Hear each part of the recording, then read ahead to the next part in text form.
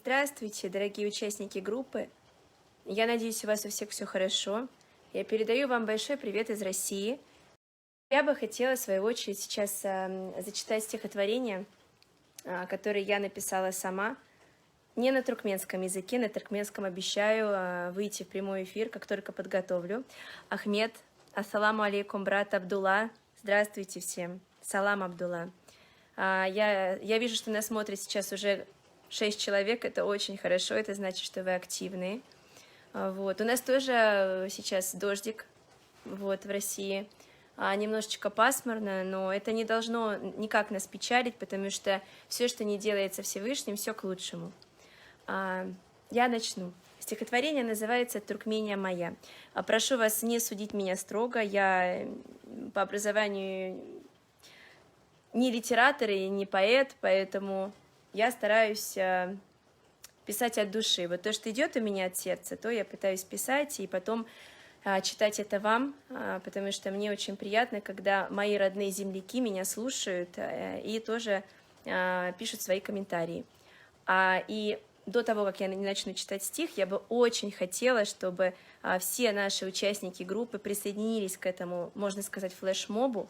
Я назову его так и начну его сегодня сама. И зачитывали стихотворения в прямом эфире, выставляли свои видеозаписи у нас в группе. Можно на туркменском языке, нужно, очень приветствуется. Благодаря вам, дорогие мои, я наконец-таки начну правильно все произносить и выучу свой родной язык. И, пожалуйста, на русском, на любом языке, касательно Туркмении, касательно... Вот любые стихи, которые вы хотите прочитать в прямом эфире, мы всегда будем рады вам.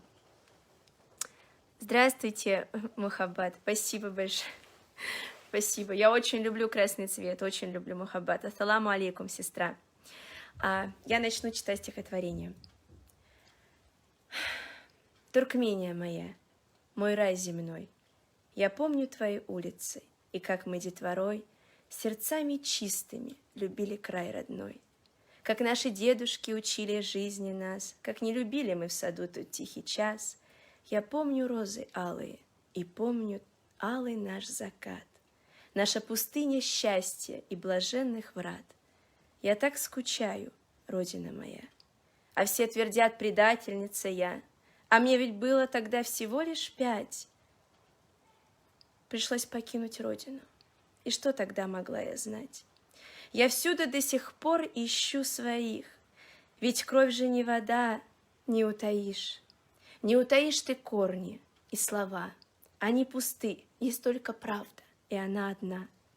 Вернусь я скоро, ты лишь подожди, я верю в это и не допущу той суеты, что создают эти герои старых лет.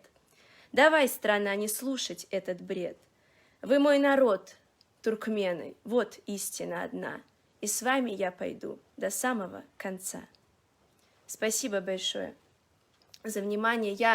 Честное слово, я читаю очень искренне от души и пишу от души. Я очень жду ваших видеозаписей, где вы читаете стихи. Можно без лица, если вы боитесь.